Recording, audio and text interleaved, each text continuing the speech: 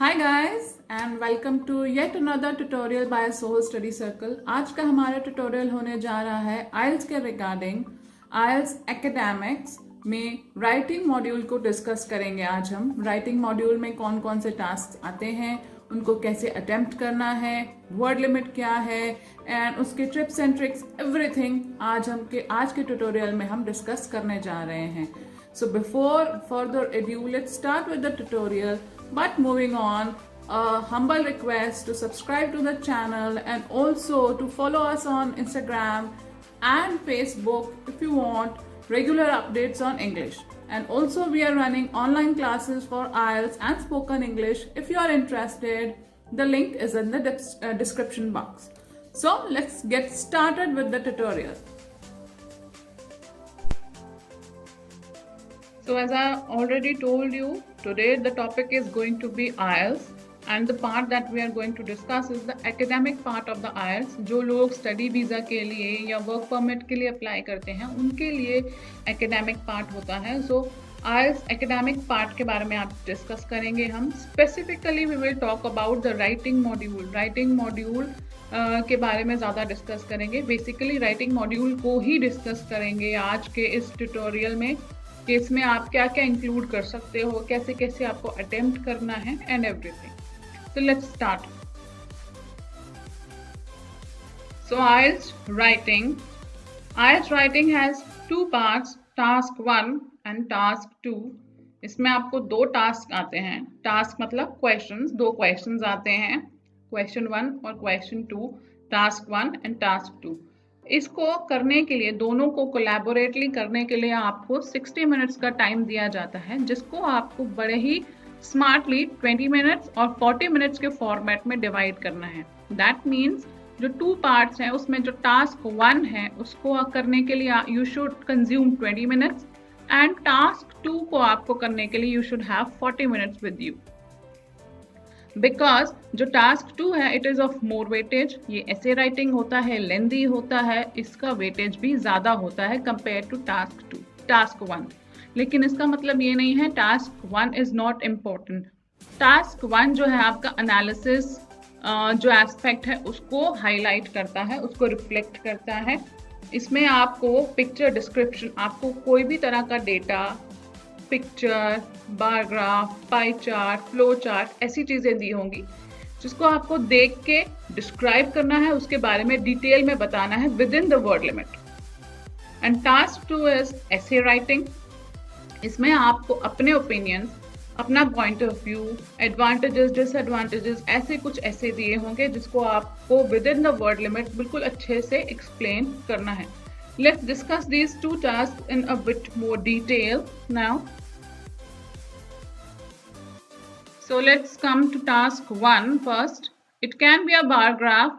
देखिए, it is kind of a data is given. You have to write that data using compare and contrast technique. क्योंकि अगर 4-5 चीज़ों का data दिया है तो आपको obviously compare करना है कि कोई डेटा बड़ा है, कम हुआ है, या फॉल कर रहा है या राइज कर रहा है, all these things.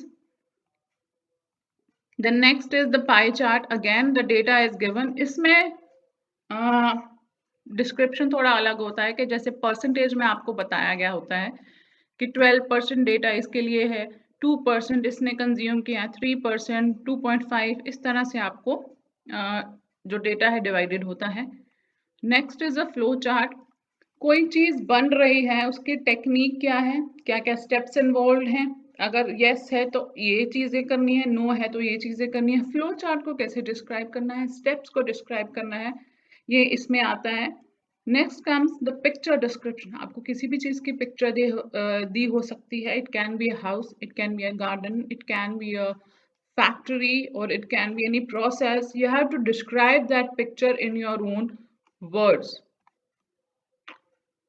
So you get to spend 20 minutes time on this task. So the best technique is you have to plan beforehand, before starting writing. आप 2 to 3 minutes ले सकते हैं प्लान करने के लिए, because you get 20 मिनट्स तो ज़्यादा time devote नहीं कर सकते आप प्लानिंग के लिए, लेकिन 2 to 3 मिनट्स आप पिक्चर को देख के फटाफट देख सकते हो कि ये चीज़ें, ये चीज़ें, ये चीज़ें, मुझे ये पॉइंट इंक्लूड करना है, और आपको सारे मेजर पॉइंट्स इंक्लूड करने बहुत इंपॉर्टेंट है, कोई भी पॉइंट आपका स्किप नहीं होना चाहिए। And compare and contrast technique should be followed. आपको कंपेयर और कंट्रास्ट करते हुए, अगर तो बार ग्राफ है या पाई चार्ट है, तो आप कंपेयर एंड कंट्रास्ट करते हुए चलते जाएंगे आगे। लेकिन अगर फ्लो चार्ट है या पिक्चर डिस्क्रिप्शन है, तो आप सीधे सीधे जैसे जैसे चीजें उसमें हैं आप बताते जाओगे। Vocabulary is very important, it is very very important. क्या आप जो वोकैबुलरी है उसको रिपीट ना करें। आपकी वोकैबुलरी इतनी वास्ट होनी चाहिए, इतनी अच्छी होनी चाहिए that you do not need to repeat yourself, you do not need to express the same words again and again in the answer. And it has to be a sequential writing, step 1, step 2, step 3, step 4, step 5, ऐसे धीरे धीरे step wise ये आपका चलना चाहिए। ये नहीं पहले स्टेप 1 फिर स्टेप 2 फिर 6 पे चले गए फिर 4 पे आ गए फिर 8 पे चले गए, ऐसे नहीं चलता। So it has to be a sequential writing.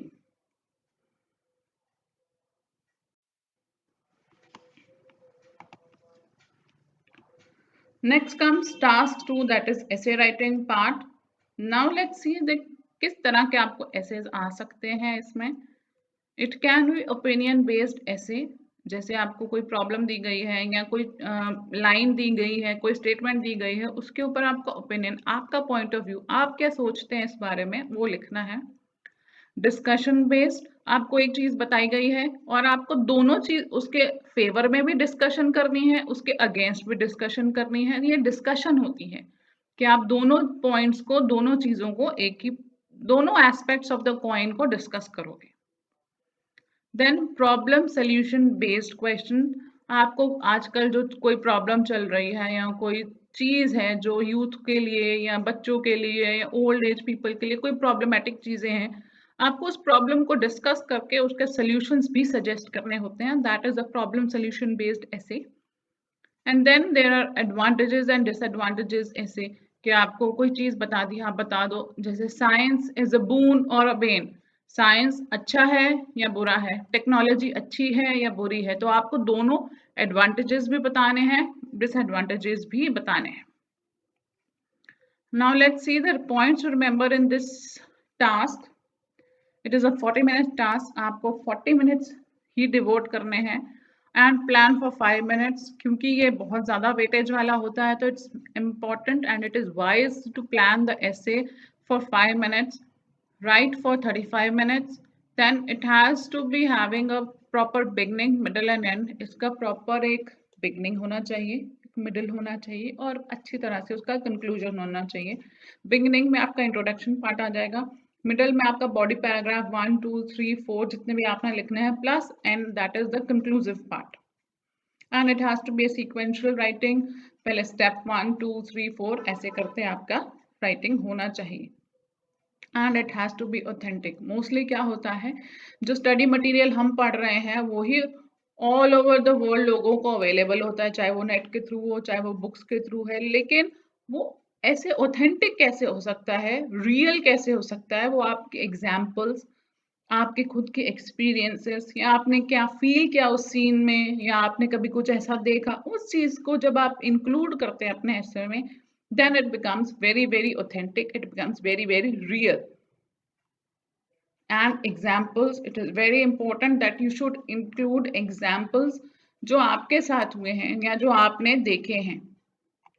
ये जो 2 पॉइंट्स हैं, ऑथेंटिक होना और एग्जाम्पल्स इंक्लूड करना, इससे आपका बैंड स्कोर जो है वो काफी अच्छा इंप्रूव।